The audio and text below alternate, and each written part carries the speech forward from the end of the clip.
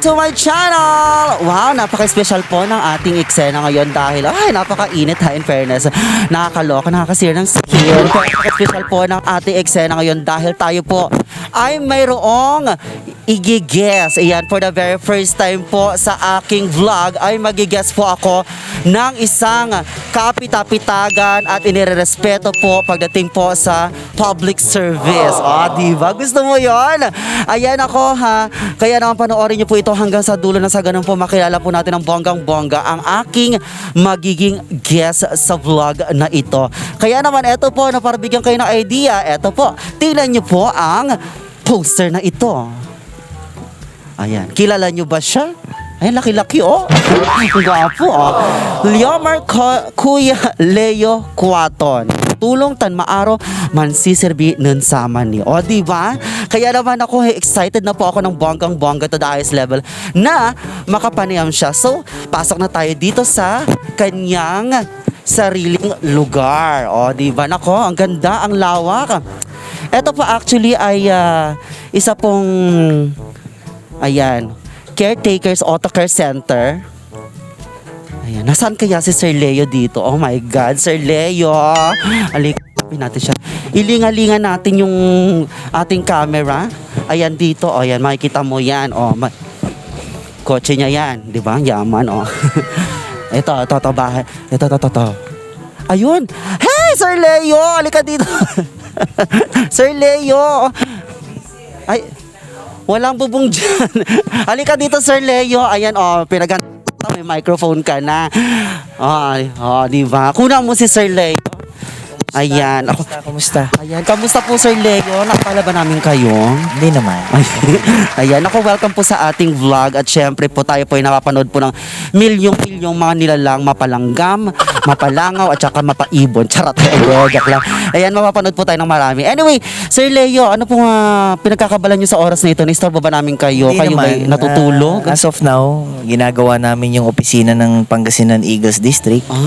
And then, dito kasi yung dumarating lahat ng mga donations and binibigay ng mga sponsors natin. Ang bongga. Mababait. True. For the meantime, sir, ay ilibot nyo muna kami dito sa, anong tawag dito? Ito yung aming Eagles Nest. Eagles Nest, diba? Pugad ng mga iga. Sige po, saan po tayo unang pupunta? So, dito tayo sa likod. Ayan. Sundan nyo kami. Dito si... Tinamaan ka. Kuya Jong. Yan, kuya natin yan. Hello po, sir. Ito Ayan, yung likod. Wow, lawak na lupain ni sir. Yung likod, ginagawa naming mini plaza. Mini plaza. For the sake na pag meron tayong mga outreach program, pwede siyang maging venue. Wow. And then Sayawan, kantura. At the same time, basketball pa pwede rin maging evacuation center pag panahon ng kalamidad. Ay, talagang handang-handa ka na, sir, ha? Ready namin yan. True. Ayan. Anyway, ayan, di ba dito nyo rin po, nabanggit nyo rin kanina, dito rin po nilalagay yung mga naging donations kapag sobrang dami na dito na rin po nila. Oo. Dito na lang. Nilalagay namin dito. Pinagpapatong-patong namin. Ops. Ayan. Eto naman, dako naman tayo dito. Ito, ano nang tawag dito? Ito yung rampa. Rampa. Pag nagpalinis ka ng underwash ng sasakyan mo, ito lang yung pagkakataon na pwede rin lagay dyan yung mga caterings. Di ba? Kunyari, dito naman, naglalaro din yung mga kabataan dito. Isip ko, maibalik para sumaya ulit. Especially dito sa lugar ng Bunuan Gazette. Kasi mahilig naman tayo sa mga baile, 'di ba? Ako mahilig sa sayawan. May mga pageant.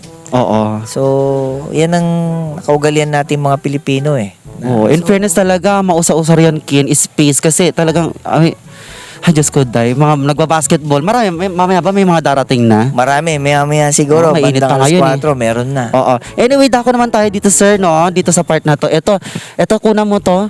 Ito gusto ko explain lang ni sir ko anong simbolo ng napakalaking tarpaulin na ito. Well, ito ang samahan natin. Nakalagay nga dito dyan. po tayo, sir, para hindi mainit dyan. Yan ang ating first Philippine Born Fraternal Social Civic Organization. Ibig sabihin, kauna-unahang fraternity group Pilipinong-Pilipino. Ah, Which is, eto nga, at ng Elpso Pangasinan Heroes Eagles Nest. Ayan. Fraternal Order of Eagles. Itong Elpso Pangasinan Heroes Eagles Nest, dito kami nagumpisa. Mm. So, in Elpso Group, this is the firstborn chapter group here in Pangasinan. Kaya pala sa tag ninyo or tag ano ba rin yung shoutouts nyo or tagline nyo is mansisir tutulong na tama. Matulong Sabi nga, maaro. sabi nyo ngayon, sir?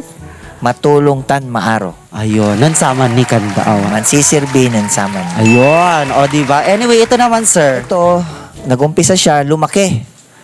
So, ito na ngayon yung additional members ng Elpso Eagles Club, which is pinangalanan naming Andawis. Andawis. Name of Andawis is representing ng powerful image, strong image. Yun ang ibig sabihin ng Andawis. Malalim na Pangasinan po ba yun? malalim na ugat ng Ay, Andawis. Pangasinense. Oo. Sa Antak Lawis kasi di may lawis na. Ayan na.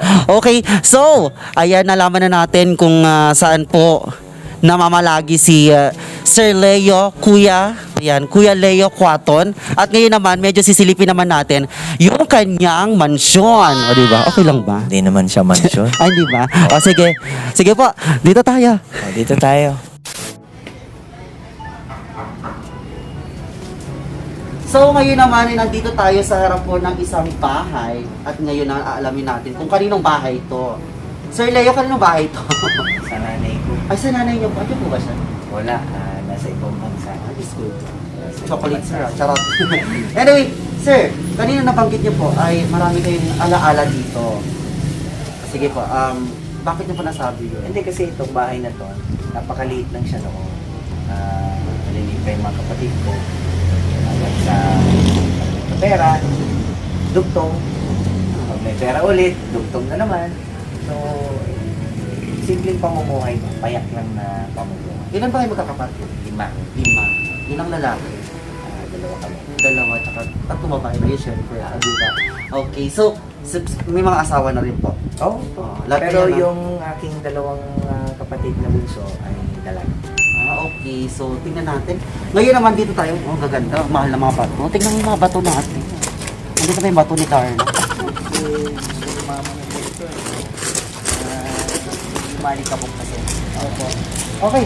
Wow, eto naman. Kanina kasi dumaan na kami dito. Talagang intriga ako at nakita na ako. In fairness. Kwento nyo naman po. Kaninong bahay naman to?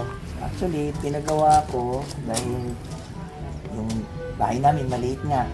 So pag umuwi yung nanay at mga kapatid ko, Dito tayo, sir. Kasi medyo mainit. oo, medyo di na kami kasya. Kaya Bakit ka kasi medyo nagkakata? gumawa ng konting bahay lang na pwede natin masaguhan. Yan, katabi. Pero ito lahat sa family owned. Ngayon naman, tingnan natin kung anong pwede makita natin sa loob. Nasa tayo. Like a cameraman. Yes, hello, tao po. Ayan, pasok. Grabe, pagpasok namin kanina dito, ang lamig-lamig ko. Hindi ka nakapag-linis. Ito po ang inyong Ito yung sala. sala, o diba? Yan, in fairness, ang ganda. Ang ganda ng motif, ha? Kaya alam ba, wala naman ako alam sa mga motif. Anyway, sir, dito. Ito naman, wow. Kayo ba, sir, mahilig din kayo kumanta? Medyo. Ayan, ako mamaya, pakantayin ko kayo, ha? In fairness, ito talaga yung mga pangarap. Ang laki ng TV, ha? Tsaka, may dalawa silang speaker. At meron ding microphone si sir. O, diba? Marami kasi bisitang mahilig kumanta. Oo, may mixer din kayo, oh. May mixer din sila. Ayan, in fairness, ha? Maganda. Okay, next naman, sir. Tayo, pasok naman tayo. Ano naman? Sa kusina. Kusina, ano? Medyo pwede. Halimatagin. Oh my God, isang pindutan na. Okay, ito ang kanilang lamesa. Saan gawa ito, sir? Ano lang naman? Ginawa ng kaibigan din. Magawa ng kaibigan. In fairness, sir, ha? Parang walang kakalat-kalat dito. Hindi perahan niyo pa ba ito? Oo naman. Ayan. Minsan, pag walang ginagawa, maglilinis din tayo. Okay, so, ayan ako. Sige. Ay, Diyos ko, malaking kutsili. Magluluto mamaya ng gulay. Kayo ba nagluluto? Marunong din kayo magluto? Konti. Marunong naman, marunong. Ayan. Okay, so, ayan, tapos na tayo dito.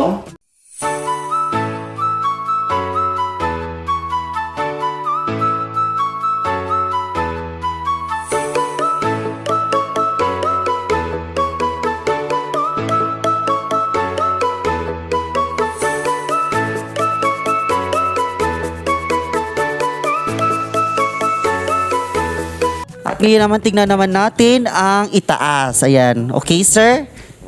Mauna po tayo. Sige, akyat tayo. Very. Oh, ang cute naman ng hagdanan nila.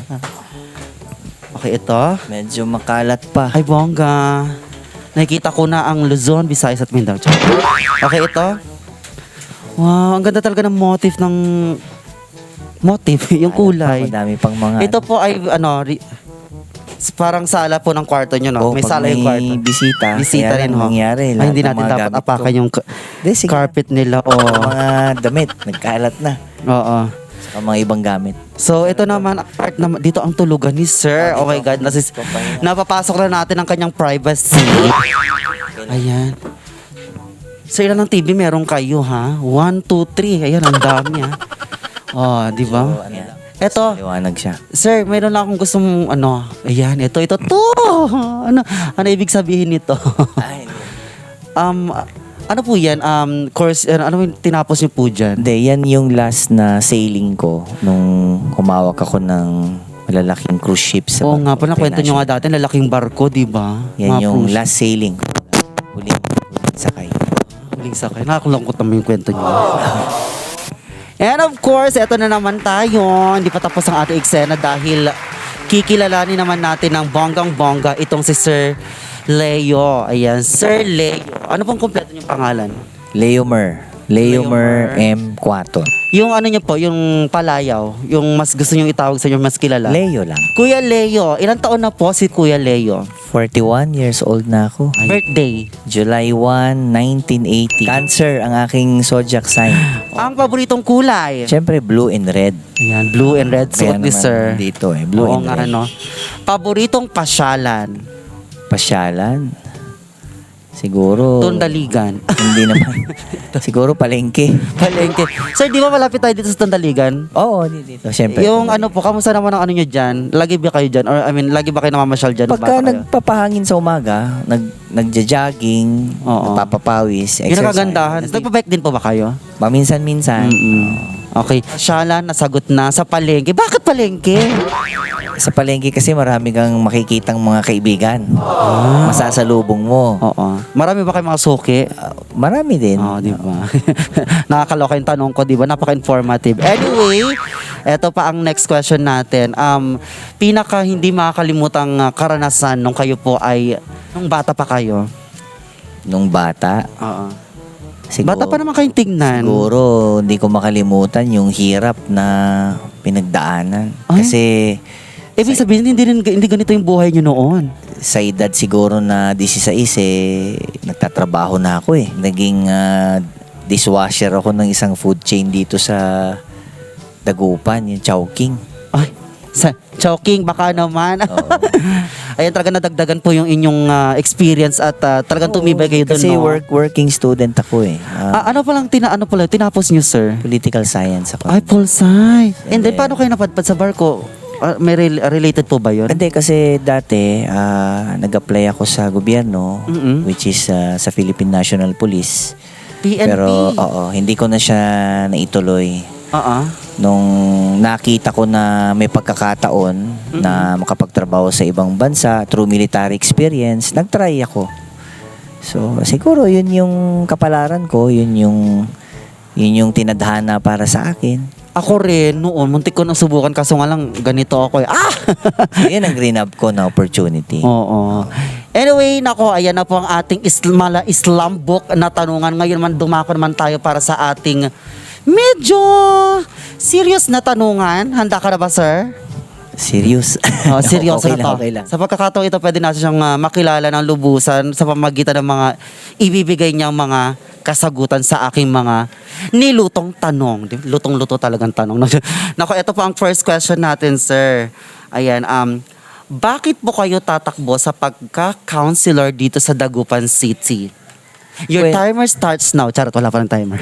Well, unang-una, ako ay nagpapasalamat sa ating mahal na mayor, Mayor Mark Brian Lim, sa pagbibigay niya sa akin ng opportunity na makapagserbisyo tayo. At dahil bakit? Kasi dito nga sa aking minahal na grupo, itong grupo namin sa Andawis Eagles Club, dito ko nakikita yung katotohanan na buhay ng tao. Talagang makikita mo yung kahirapan talaga, pangangailangan. Ang dami pong hindi pinalad sa mundo para magkaroon ng masaganang pamumuhay. So kahit papaano, tulungan naman natin na maiangat natin yung kabuhayan ng mga tao. Kasi hindi lahat talaga maswerte sa ibabaw ng mundo. Next question, ayan.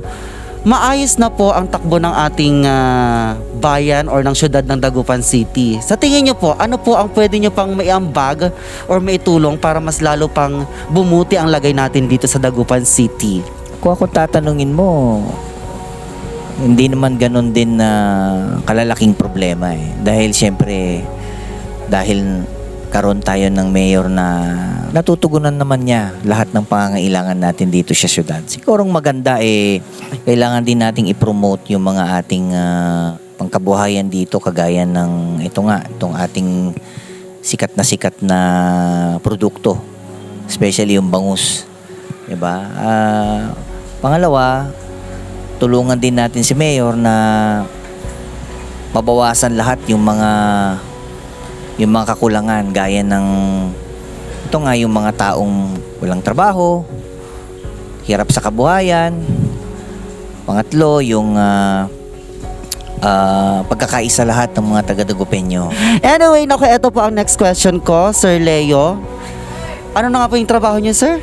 Kuya Leo? Security officer ako. Security officer. Paano niyo po ito gagamitin kung sakaling kayo po palarin na maging counselor dito sa Dagupan City? Paano niyo po i-relate yung naging trabaho niyo sa pagiging counselor? Unang-una, inahanda namin to para sa isang grupo namin na tinatawag na Quick Response Team. So yung kaalaman naman natin sa dati nating trabaho, mabibigyan natin at matutugunan naman natin yung syudad na kahit tayo ay non-government organization, may ihahanda natin yung mga tiga-Dagupeño, yung tinatawag nga nating disaster preparedness.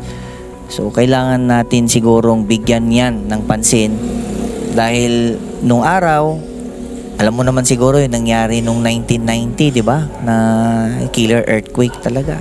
Opo. So, 1990? Oo. Pinanganak naman na ako nun. Pero Pinanganak ka na. hindi ko alam kung nasaan akong banda nun. Pero isa sa mga pinaka-naapektuhan ay ang Dagupan City. Malaking May nasira pa ang tulay nun eh. So, kailangan pa rin nating paghandaan dahil hindi natin alam kung anong mangyayari sa mga susunod na panahon. So, yan nga, isa sa mga objective namin na makapagbarangay kami at makapaghatid kami ng orientation and lecture when it comes to disaster preparedness. Kaya itong second week ng February, meron kaming tinatawag na caravan para sa disaster preparedness.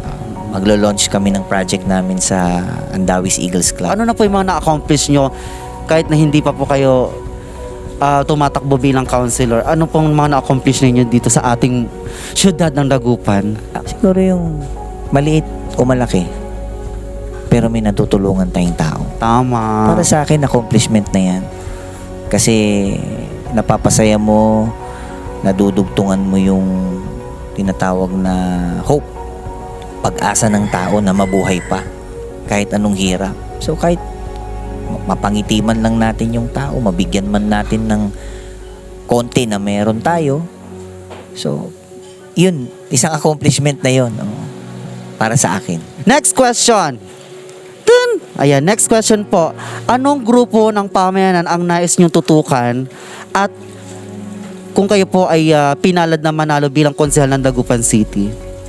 Siguro lahat.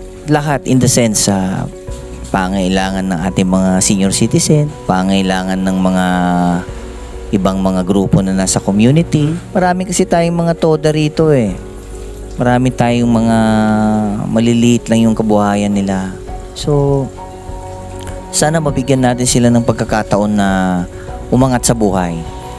Kaya nga, kung sakaling pala rin tayo, matututukan natin yung pag-aasikaso at pagpopromote ulit ng livelihood program. Eto, next question.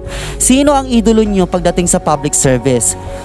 Kung meron sa local, sino? Kung meron sa national, sino? Sa local, Sa local muna.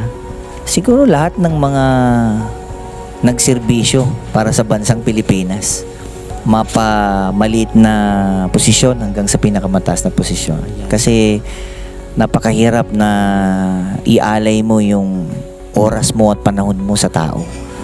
Dahil yung bagay na yan ay talagang isang opportunity yan para sa isang tao na mabigyan ka ng pagkakataon para pagsilbihan yung ating mga mamamayan, kabaluyan na tinatawag. sa Okay, Pangasinan. so ayan na ha, mas nakikilala na natin si Kuya Leo Quaton. Anyway, sir, kung kayo po ay bibigyan ko ng pagkakataon na magbigay ng mensahe sa inyong mga supporters, sa inyong mga believers, sa mga naniniwala sa inyong adhikain. Sige po, bibigyan ko po kayo ng time para po kausapin ng cameraman, charatin ang ating mga tao. Ang mensahe ko lang sa lahat ng mga dagupenyo, manalig lang tayo lagi, manalangin tayo na walang imposible sa Panginoon. Itong pinagdadaanan natin pinatatatag lang niya tayo. Kailangan lang natin ngang unawain lahat ng bagay. At balang araw, babalik din naman kung ano yung buhay na simple at meron tayo noon nung wala pa itong pandemya. At saka sana, ito nga, hindi naman natin talaga maiiwasan, talagang madadaanan natin dahil nga panahon ng eleksyon. Ulit po, muli, isipin po natin yung ating mga itatalagang leader na makakatulong po para sa lahat at makakapagbigay ng solusyon sa lahat ng mga pangangailangan ng mga taga-Dagupenyo. So sana wag niyo po sayangin yung pagkakataon at isipin po nating mabuti. At yan ay malapit na pong dumating yung tinatawag natin na panamili. Panamili ba sa Pangasinan? Panagpili. Panagpili. Opo. Yun lang naman sa akin. Okay, ayan ako. Palakpakan naman po natin si Sir Leo Quaton. Palakpakan naman dyan mga audience. Ayun na po. Palakpakan. Actually, marami kami dito. Kami lang talaga nakukunan ng camera. Anyway, maraming salamat po Kuya Leo sa inyong binigay na oras sa ating salamat din sa pagdalaw ninyo. ayan sa iyong paglilibot sa amin dito sa inyong compound na kung tawagin ay Eagle's Nest. Eagle's Nest. Ayan. Kitang-kita nyo po sa ating likuran.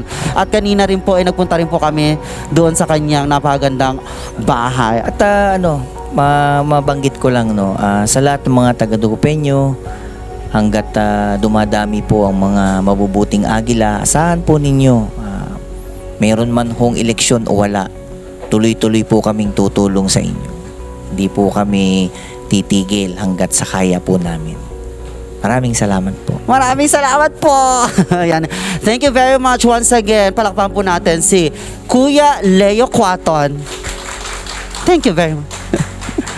At syempre, eto hanggang dito na lamang po tayo, no? At sana po ay nagustuhan niyo po ang ating naging panayam kay Kuya Leo. At kung bago ka pa lamang sa aking YouTube channel, mag-subscribe ka na ng bonggang-bongga. Click mo na ang subscribe button at piliin mo rin po ang bell button. Piliin mo doon yung all para lagi kang ma-notify ng mga bagong videos natin. Mag-comment ka na rin at i-share mo rin ng bonggang-bongga. Again, ako po yung kasama, I am DJ Inadora from 90.3 Energy FM. Hi, Panggaw, sabihin radyo, sabihin mo, Energy Masamsamit. Hanggang sa muli. Bye-bye. Thank you, sir. Mabuhay ka, Kuya Leo Quaton! Mabuhay ang Agila! Mabuhay ka, Kuya Leo Quaton! Mabuhay ang Agila! Mabuhay ka, Kuya Leo Quaton! Mabuhay ang Agila! Mabuhay ka,